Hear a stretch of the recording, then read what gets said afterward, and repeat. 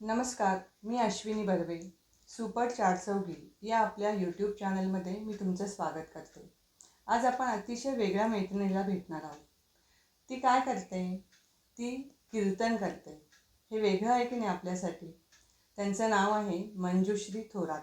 सगळेजण त्यांना प्रेमाने माई असं म्हणतात. आपण त्यांची ओळख करून घेऊया, त्यांच्याशी गप्पा मारूया. चला तर. नमस्कार. नमस्कार. तुमचं आमच्या चॅनलमध्ये स्वागत आहे. जेव्हा जेव्हा कीर्तन नाविषयी आपण ऐकतो किंवा बोलतो तेव्हा प्रत्येक वेळी पुरुषच समोर येतो की हे यांचं कीर्तन आहे. स्त्रिया अलीकडे कीर्तन करतात, परंतु खूप अशा कीर्तनकार दिसत नाही. आणि तुम्ही गेले 18 वर्ष कीर्तन करताय. कीर्तन करणं किंवा त्या संदर्भात जे शिक्षण घेणं आहे ही तर एक अवघड गोष्ट आहेच, परंतु त्यासाठी म्हणून आधी तुमचं लहानपण कसं होतं याबद्दल पण आम्हाला सांगा. म्हणजे लहानपण कसं गेलं, तुम्ही काय शिकलात याबद्दल सांगा. लहानपण तसं माझं मजेतच गेलं. कारण या क्षेत्राकडे वळण्याचं माझं जे दृष्टिकोन आहे, आज माझ्या माहेरचे 4 पिढ्यांचं म्हणजे त्या ठिकाणी आध्यात्मिक क्षेत्रामध्ये 4 पिढ्या पूर्वीपासून त्या ठिकाणी होत्या. आणि ते कीर्तन करत होते? नाही, एक म्हणजे माझे पणजोबा या ठिकाणी मृदुंग वादक होते. त्यानंतर माझे आजोबाही मृदुंग वाजवायचे चांगल्या प्रकारे. त्या ठिकाणी नामांकित कीर्तनकारांचे त्या ठिकाणी माझ्या आजोबांनी मृदुंग वाजवला. आणि एक घरामध्ये आध्यात्मिक परंपरा आणि खूप आनंद, त्या ठिकाणी आनंदात बालपण गेलं. तसं मी घरामध्ये एक मुलगी म्हणून एकटीच, पण मला प्रत्येक ठिकाणी त्या ठिकाणी घरातून चांगल्या प्रकारे प्रोत्साहन, असं कुठल्याही प्रकारचं बंधन मला नव्हतं. आणि या क्षेत्रामध्ये मला पहिल्यापासून आवड होती. मग लहानपणी शाळा करत असतानाच त्या ठिकाणी छोटेसे भजनं वगैरे नेहमी घरामध्ये हरिपाठ वगैरे सातत्याने रोज चालायचा. आणि त्याच्यामध्येच आनंद वाटायचा. तसं बघायला गेलं तर मला म्हणजे 2 भाऊ आणि मी एक. आणि मग मी शालेय शिक्षण घेत घेत शाळेमध्ये सुद्धा नांदुर्डी, माझं माहेर नांदुर्डी, आणि नांदुर्डीमध्येच मी त्या ठिकाणी शालेय शिक्षण घेतलं. तसं लहानपणी माझं मामाच्या गावी पण गेलं. आणि तिकडे शालेय शिक्षण घेत असताना घरी आलं सुट्टीमध्ये की परत हे भजन वगैरे आनंद वाटायचा. नंतर मी बाकी शिक्षण सर्व नांदुर्डीला कॉलेजपर्यंत 12वीपर्यंत पूर्ण केलं. म्हणजे आता तुमच्या घरामध्ये कीर्तन होत असत का नेहमी? कीर्तन म्हणजे तसं नाही, पण मग नेहमी गावामध्ये सप्ताह किंवा इतर ठिकाणी कुठे कीर्तन असला तर आमचे सर्व फॅमिली म्हणजे पूर्ण महिला, माझे वडील असतील, काका असतील, सर्व आजोबा वगैरे आम्ही सर्व त्या ठिकाणी जायचो. आणि नुसतं जातच नव्हतं तर त्या ठिकाणी 7ही दिवस जेवढं काही आपल्याला करता येईल तेवढं आम्ही त्या ठिकाणी सेवा करायचो. पण बऱ्याच वेळा कसं होतं की घरामध्ये आता म्हणजे एखादं काय म्हणतो वारसा असतो. म्हणजे आता तुमच्या घरामध्ये तो वारसा आहे, परंतु नवीन जेव्हा मुली येतात किंवा मुलं येतात त्यांना असं वाटतं की हे नको आपण करायला, आपण दुसरं करायला पाहिजे. तर तुम्हाला असं कधी वाटलं होतं का? नाही, तसं वाटलं नाही, कारण की मला या क्षेत्राची पहिल्यापासून आवड होती. कारण नामांकित कीर्तन मी पहिल्यापासूनच ऐकायचे. आणि कुठेतरी आपण असं व्हावं, पण होऊ शकू की नाही असं कुठे शंका होती. परंतु असंच आजोबांनी एकदा बोलले की तू का म्हणून कीर्तन करत नाही, तो अभ्यास का करत नाही. आणि म्हणून मग मी कुठेतरी 12वी नंतर हा विचार केला.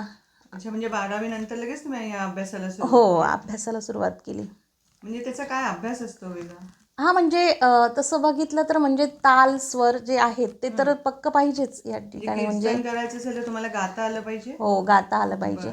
निदान नाही जास्त तर कमीत कमी आपण कीर्तनाची सुरुवात जे आम्ही पंचपदी म्हणतो ते तरी स्वतःला त्या ठिकाणी घेता आली पाहिजे. आणि तो गाण्याचा वगैरे म्हणजे मला स्वर ताल थोडासा असल्यामुळे आणि साहजिक आजोबा बोलायचे की तू करू शकते. आणि मग असेच सप्ताहाच्या माध्यमातून मग त्या ठिकाणी ऐकून कुठेतरी मनाची तयारी मी केली आणि अभ्यासाला सुरुवात केली. पण अभ्यास करायचा म्हणजे काय असतो तो अभ्यास म्हणजे त्या ठिकाणी आपण ज्ञानेश्वरी वाचन रोज वाचायची.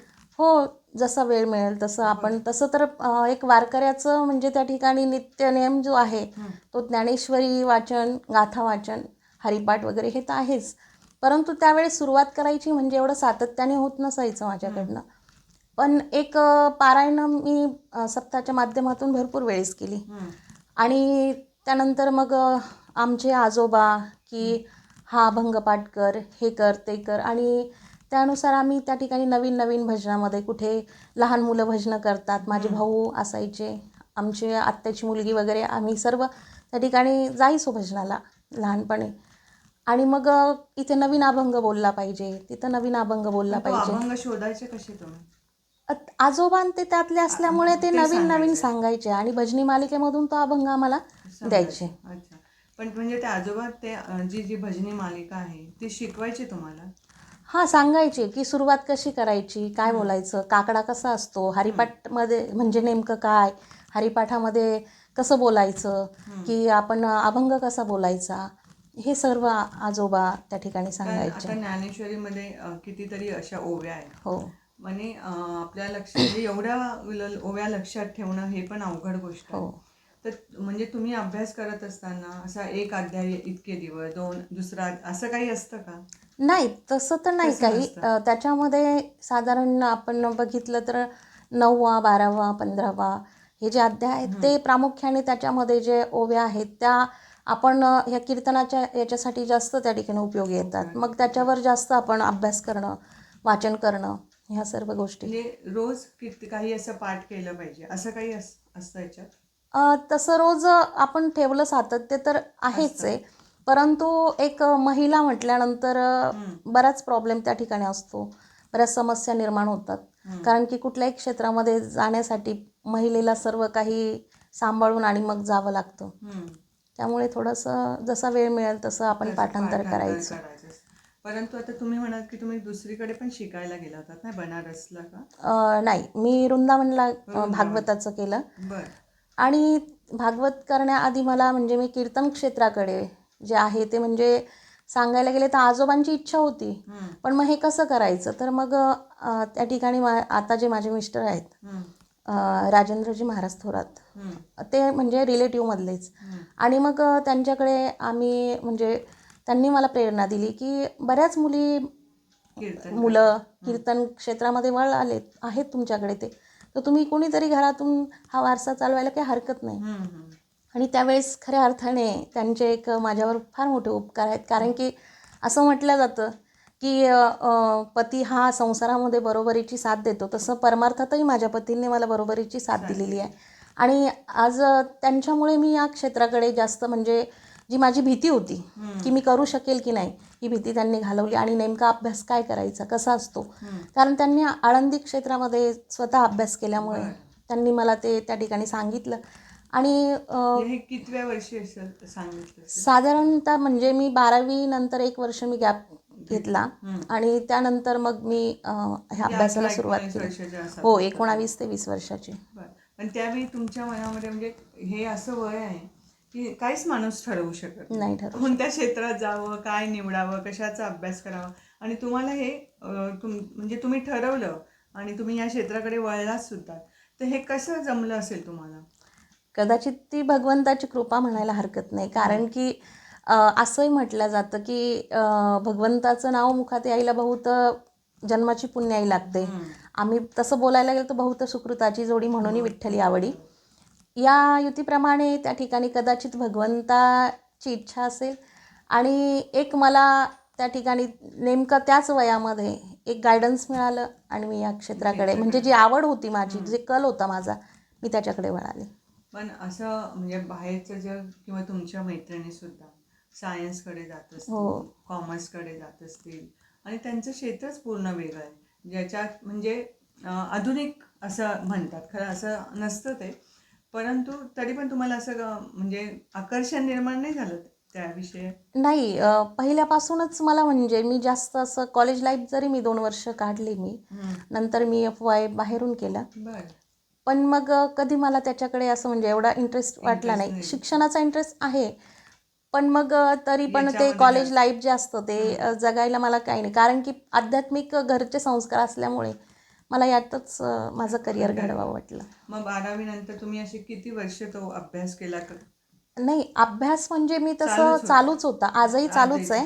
बरोबर. कारण की मला तरी वाटतं की या क्षेत्रामध्ये आपण जेवढं शिकत जाऊ तेवढं कमीच आहे. आणि ते जेवढा म्हणतात, अभ्यास कारण की अनुभवाशिवाय कुठल्याही गोष्टी करता येत नाही. आणि तुम्ही लोक नेहमी म्हणतात ना, एक हो, तरी ओवी अनुभवावी. ते आणि अवघड आहे. हो, आणि मग त्यामुळे ते अनुभव येण्यासाठी माणूस नवीन नवीन नवीन नवीन त्या ठिकाणी अभ्यास करत असतो. हम्म. आणि तुम्ही म्हणजे आता पहिलं कीर्तनाचं आठवतं तुम्हाला? पहिल्यांदा तुम्ही हो कीर्तनाला हो, उभे राहिले, कधी नक्कीच. उभे राहिले आणि कोणतं साल होतं, कुठे होतं, आम्हाला ते पण मी सांगा. साधारणतः म्हणजे 2006 ते 7मध्ये पहिलं कीर्तन केलं. आणि कीर्तन करण्याच्या आधी मी एक प्रवचन केलं. बरं. आणि हे गमतीचा विषय असा की ते प्रवचन म्हणजे एक माझ्यासाठी खूप मोठं चॅलेंज होतं. मी हा अभ्यास करत असताना माझे पती हम्म. त्यावेळेस म्हणजे आता ते रिलेटिव्ह असल्यामुळे आणि त्यांनी मला सांगितलं की इथे माझा कार्यक्रम आहे, हम्म. तर तुम्ही पण सोबत चला. आणि त्यावेळेस मग मी माझे मामा वगैरे आम्ही सोबत गेलो.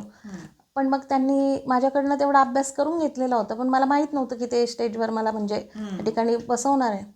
आणि मग मी आमच्या त्या पोहेगावजवळच एक नगदवाडी म्हणून आहे, बरं. तिथे एक दशक्रियेचं प्रवचन होतं. म्हणजे महाराजांना होतं, पण त्यांनी त्या ठिकाणी त्या लोकांशी बोलले आणि मला तिथे व्यासपीठावर बसवलं. तर ते बसलेले असताना समोर माझ्या 4-5 माणसं बसलेली होती. मला विशेष काही वाटलं नाही. ठीक आहे म्हटलं. मी सुरुवात केली आणि डोळे बंद केले. डोळे बंद केल्यानंतर मी बोलत राहिले. ओवी वगैरे घेतली, सर्व काही त्या ठिकाणी नमन वगैरे झालं. आणि अचानक अर्धा तास प्रवचन झाल्यानंतर सहज डोळे उघडले मी. तर समोर खूप पब्लिक होती. आणि मग मला कुठेतरी थोडंसं घाबरल्यासारखं झालं, परंतु मी जेवढं काही माझा अभ्यास होता मी त्याच्यावर बोलले. म्हणजे मी जवळजवळ पाऊण तास प्रवचन केलं, पण नंतर मला थोडीशी भीती वाटायला लागली. आणि मग लगेच उरलेलं त्या महाराजांनी त्या ठिकाणी प्रवचन केलं. पण मग त्यावेळेस खूप आनंद त्यांनाही झाला आणि माझे मामा वगैरे होते, त्यांनाही खूप आनंद झाला की एवढं म्हणजे तिने एक प्रकारे आपण अचानक तिला बसवलेलं असताना तिने ते प्रवचन केलं. म्हणजे तुम्ही ते मनापासून अभ्यास केला हो. होता. आणि त्यानंतर 1 महिन्यानंतर झाला आणि कार्तिक स्नान जे असतं, तर त्या कार्तिक स्नानामध्ये धारणगाव कुंभारी इथे कीर्तन होतं. तर तिथे एक माझी तारीख घेतली आणि पहिलं कीर्तन मी तिथे केलं. पण किती वय काय होतं तुमचं तेव्हा? साधारण माझं 19 ते 20 वय. खूप लहान होतं. हो, 20 वयामध्ये मी केलं. आणि मग ते कीर्तनही खूप सुंदर झालं आणि सर्वांना त्या ठिकाणी म्हणजे आनंदाश्रू जे म्हणतात, कीर्तन झाल्यानंतर मलाही खूप रडायला यायला लागलं. आणि एक हो, आणि म्हणजे काहीतरी. आणि मग तिथून पुढे मी कार्यक्रमाला सुरुवात केली. पण आता तुम्ही कोणत्याही गावाला कीर्तन करायला जातात किंवा तुम्ही ठरवतात आपल्याला कीर्तन करायचं, तर त्यावेळी ती ओवी कशी निवडतात? काय म्हणजे त्याचं हे असतं? ओवी निवडायची म्हणजे आज तुम्ही प्रसंग काय आहे, समजा आता कुठे दशक्रियेचं आहे, वर्षश्राद्ध आहे, त्यावर कुठली ओवी घ्यायची त्यावर. कारण की आज दशक्रिया म्हटल्यानंतर तुम्हाला पूर्ण शरीरावर बोलायचं आहे, आत्म्यावर बोलायचं आहे की माणसाने जीवनामध्ये काय करायला पाहिजे, काय केल्यानंतर आपल्याला. कारण जीवनामध्ये आपण तसं बघितलं तर खऱ्या अर्थाने आपल्या आयुष्यातलं साध्य म्हणजे मोक्ष आहे. कारण कोणी कुठल्याही क्षेत्रामध्ये जरी गेलेलं असेल, पण अंतिम ध्येय आपलं काय असतं, तर जीवाला मोक्षप्राप्ती झाली पाहिजे. आणि मग नेमकं मोक्षप्राप्ती कशानं होते? कारण की एक आपण जर बघितलं, गणितातलं एक समीकरण आहे की साध्याची प्राप्ती करण्यासाठी साधनाची गरज असते.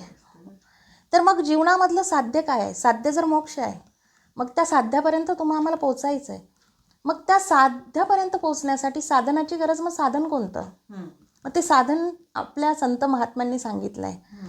मग संत महात्म्यांनी आपल्याला जे साधन सांगितलं, तुकोबारायांनी सांगितलं, ज्ञानोबारायांनी सांगितलं आहे की इतर संत महात्म्यांनी सांगितलं आहे की बाबांनो, ते साधन म्हणजे भगवंताचं नाम आहे. कारण आजही आपण बघितलं तर भगवंतापेक्षाही श्रेष्ठ त्याचं नाव मानलं जातं. आजही आपण बघतो, प्रभू श्री रामचंद्रांच्या हाताने दगड तरली नाही, पण त्यांच्या नावाने दगड तरली. म्हणजे नामामध्ये ताकद आहे. मग नाम हे साधन आहे कशापर्यंत? साध्यापर्यंत पोचण्याचं, म्हणजे मोक्षापर्यंत. हे एका म्हणजे त्या ठिकाणी वर्षश्राद्ध असेल, दशक्रिया असेल, याच्या माध्यमातून त्या वेळेला आपण ते बोलायचं आहे. आणि हे सगळं तुम्हाला वेळेवर आठवतं कसं, याचं मला हो. खूप कौतुक वाटतं. आता ते म्हटलं तर एक भगवंताची कृपा आणि ती साधना आहे.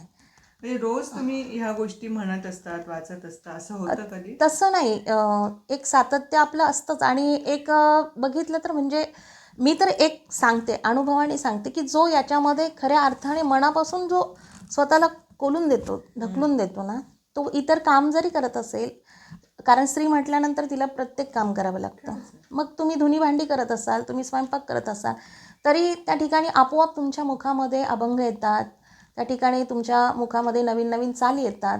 म्हणजे एक तेच ध्येय असल्यामुळे आपोआप आपण नवीन नवीन त्या गोष्टीकडे पाहत. पाहत असतो आणि एक एक अनुभव घेत असतो. मग आणि बोला ना. सातत्य म्हणजे तुमचं म्हणणं की रोज रोज ते त्या ठिकाणी, तर एक प्रकारे आपल्याला समजा कुठे जायचं आहे आणि एखाद्या गावामध्ये तुमचे नेहमी कार्यक्रम होता, मग तुम्ही तेच तेच सांगणार थोडीच आहे. मग त्याच्यासाठी अचानक तुम्हाला बोलवलं, त्या ठिकाणी तुम्हाला तो विषय बघितल्यानंतर त्याच्यावर बोलता आलं पाहिजे.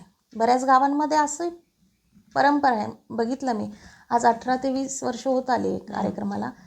तर काही ठिकाणी ऐन वेळेवर गेल्यानंतर काही परमार्थामध्ये मुरब्बी माणसं त्या ठिकाणी असतात, सांगतात ताई हा अभंग घ्या, या अभंगावर बोला, या ओवीवर बोला.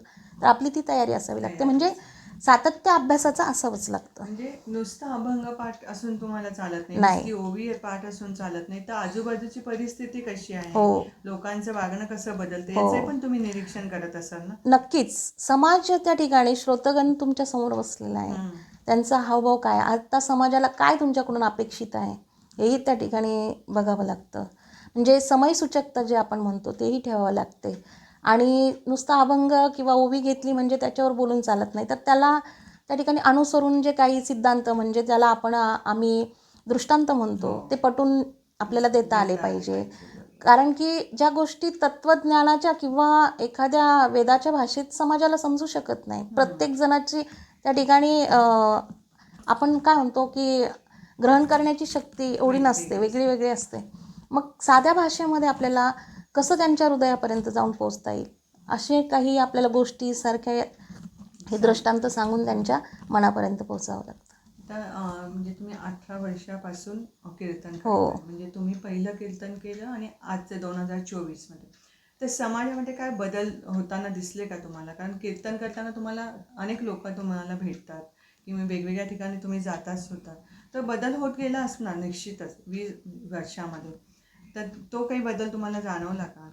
बदल नक्कीच होतो, कारण की त्या ठिकाणी आपलं कीर्तन वगैरे ठेवतं म्हणजे त्या ठिकाणी लोकांची ती मानसिकता, एक धार्मिकतेकडे त्यांचा कल असतो आणि हळूहळू यातून बदल होतोच. कारण की मलाही चांगलं म्हणजे त्या ठिकाणी सांगायला आवडेल की आपण जर या क्षेत्रात जसं समोरच्यावर बिंबवलं तर नक्कीच त्याच्या आयुष्यामध्ये एक नाही, बदल मला होतो. असं म्हणायचं की श्रोत्यांमध्ये फरक पडला का? म्हणजे पूर्वी असे श्रोते होते की ते नीट लक्ष देऊन ऐकत होते किंवा ते जास्त जाणकार होते, आणि आत्ताच्या श्रोत्यांमध्ये असं आढळत नाही, अभ्यास वृत्ती आढळत नाही किंवा त्यांचा मोबाईलकडे जास्त लक्ष जातं, इतर गोष्टींचा त्यांच्यावर जास्त परिणाम आहे, असं काही तुम्हाला जाणवतं का, असं म्हणायचं मला? आता तसं बघायला गेलं तर तसं तुम्ही बोलता ते आहेच, कारण की पहिले जे कीर्तन म्हटल्यानंतर त्यातून आपल्याला काय घेता येईल किंवा समोरच्याचा अभ्यास काय, तो अभंगावर किती बोलतो, हे बरेच परमार्थामध्ये मुरब्बी असणारे व्यक्ती त्या ठिकाणी त्याचं विचार करायचे किंवा त्या ठिकाणी तसं ते ग्रहण करायचे, ऐकायचे. पण आता हल्लीची जी पिढी आहे थोडंसं म्हणजे त्या ठिकाणी त्यांचा आध्यात्मिकडे कल थोडासा वेगळा आहे.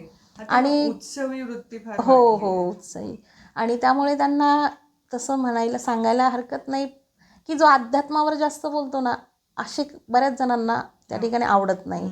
मग थोडं विनोद, हास्य त्या ठिकाणी काहीतरी त्यात थोडीफार थट्टा वगैरे असं मग असलं की तरुण वर्ग त्याकडे कल जास्त जाणवतो आजकाल.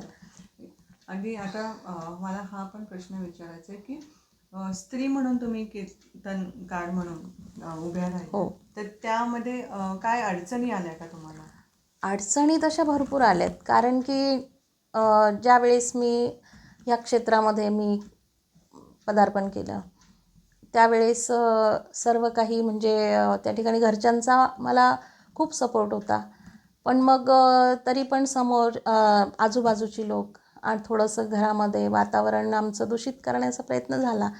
तो असा की आमचं जे म्हणजे सांगायचं झालं तर आपण देशमुख आहोत, मराठी समाज, देशमुख समाज, आणि आपल्यातल्या स्त्रिया अशा समाजासमोर उभं राहून कीर्तन वगैरे करणं हे चुकीचं आहे. असं काही घरामध्ये वडील असतील, काका असतील, यांना त्या ठिकाणी थोडं थोडं थोडं थोडं टॉर्चर केलं जायचं. आणि मग थोडं थोडं घरामध्ये वातावरण व्हायचं की आता बंद करावं, आता आपण हिचं लग्न करूया, असं तसं. पण मग परत मी त्या ठिकाणी घरच्यांना सांगायची की नाही, मला माझं म्हणजे मला आवड आहे आणि मला परमार्थ मी सोडू शकत नाही. कारण की मीही तसं ते वातावरण बघितल्यानंतर मलाही 1-2 वेळेस वाटलं की घरामध्ये वादविवाद होण्यापेक्षा आपण थांबावं कुठेतरी. पण मला नाही थांबता आलं, कारण मी त्याच्याशिवाय राहूच शकली नाही. पॅशन होतं तुमचं. हो, नाही राहू शकली. मग माझ्या थोडंसं तब्येतीवर त्याचा परिणाम झाला आणि मग माझी मानसिकता जी आहे खचत चालली. मग समाजाने भरपूर त्या ठिकाणी त्रास देण्याचा प्रयत्न केला, पण त्यात माझं घर नंतर माझ्या पाठीमागे खूप भक्कम पद्धतीने उभं राहिले. माझे काका असतील, माझे वडील असतील, सर्व खूप भक्कम त्यांनी आणि लग्नानंतर माझ्या मिस्टरांनी. आणि वेगवेगळ्या गावाला तुम्ही जाता त्यावेळी पण तुम्हाला कसे अनुभव येतात? चांगले अनुभव येतात? हो, चांगले येतात, वाईटही येतात. कारण की हाताची पाची बोटं आपण म्हणतो सारखी नसतात. तसं काही त्या ठिकाणी काही लोक विक्षिप्त असतात आणि थोडासा अनुभव येतातच. आता ह्या क्षेत्रामध्ये जे नवीन लोकांना यायची इच्छा असते त्यांना काय वाटतं की हे खूप म्हणजे दिसताना खूप समोरून छान दिसतं ना. तुम्ही उभ्या राहिल्या आहेत, कीर्तन करतायत, हजारो लोक ऐकतायत, टाळ्या वाजवतायत, हे सगळं आकर्षण आहे, लोकांना आकर्षित करतं.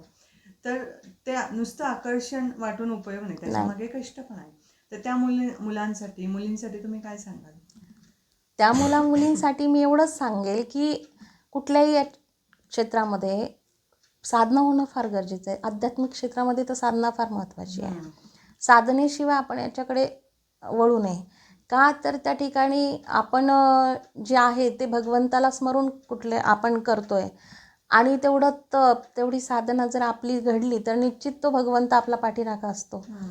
एक केवळ आज समाजाकडे म्हणजे मला बोलायला आवडेल, समाजाची आज एक आपण बघितलं तर असं काही समाजामध्ये आहे, काहींना वाटतं की नाही नाही याच्यामध्ये खूप मान आहे, सन्मान आहे, इथे पैसाही मिळतो का असं. पण अध्यात्म म्हणजे पैसा कमवण्याचं साधन नाही आहे. कारण आपण बघितलं तर समोर ठीक आहे, प्रत्येकजण प्रापंचिक आहे आणि जर आपण एक निःशुल्क सेवा केली तर त्यालाही महत्त्व राहत नाही. पण मग ते अटीतटीने सांगणं आणि घेणं किंवा याच्यामध्ये खूप मजा आहे, लोक पाया पडतात, एक मानसन्मान मिळतो, या उद्देशाने जर याच्याकडे बघत असतील तर हे चुकीचं आहे. कारण हे म्हणजे एक प्रकारे आपल्याला भगवंताकडे आपण कसं जायचं, ती साधना कशी करायची, तो आनंद फार वेगळा आहे आणि तो अनुभव प्रत्येकाने घ्यावा. कारण जर आपण फक्त असं वरपंगी भक्ती जर केली आणि एक समाजामध्ये फक्त एक मान मिळवण्यासाठी याच्यासाठी जर या क्षेत्रात जर आपण येत असू तर आपली फजिती होते. त्यामुळे ती फजिती आपली होऊ नये असं वाटत असेल तर आपण साधना करावी. कारण अभ्यास केला पाहिजे. अभ्यासाला फार महत्त्व आहे. कारण या ठिकाणी खूप जीवनामध्ये अडचणी आपल्यासमोर येतात. आपल्याला ते दिसताना खूप चांगलं वाटतं, नाही नाही ह्या ताई कीर्तन करतात, ह्या त्या ठिकाणी एवढ्या समाजाला त्या ठिकाणी सांगतात म्हणजे समाजही ऐकतो. पण ती आपल्याकडून त्यांनी ऐकणं म्हणजे आपलं ऐकणं म्हणजे तेवढी ताकद, तेवढं आपल्यामध्ये पॉवरही आपण निर्माण केला पाहिजे. साधनाच्या माध्यमातूनच ते तयार होतं. गेली अनेक वर्ष ज्ञानेश्वरी, तुकाराम गाथा किंवा ह्या सगळ्या संतांचे अभंग आहेत, हे आजपर्यंत आपण ऐकतोय, म्हणतोय. तर आजच्या काळामध्ये ते कसे लागू होत असतील असं तुम्हाला वाटतं? म्हणजे मला इतकं आकर्षण वाटतं ह्या सगळ्या गोष्टींचं की ज्ञानेश्वरीमधली कोणती ओवी घेतली तर ह्या म्हणजे त्या वयातला लहान मुलगा यांनी हा निसर्ग कधी बघितला, यांनी हा संसार कधी बघितला, माहिती पण नव्हतं, तरी पण त्यांनी त्याच्या संदर्भामध्ये ते बोलतायत, ते आपल्याला सांगतायत. तर आजच्या काळामध्ये हे सगळं कसं उपयोगी आहेत हे पण सांगा आम्हाला. म्हणजे मला गाथा किंवा ज्ञानेश्वरी ही आजच्या काळाला उपयोगी आहे की नाही?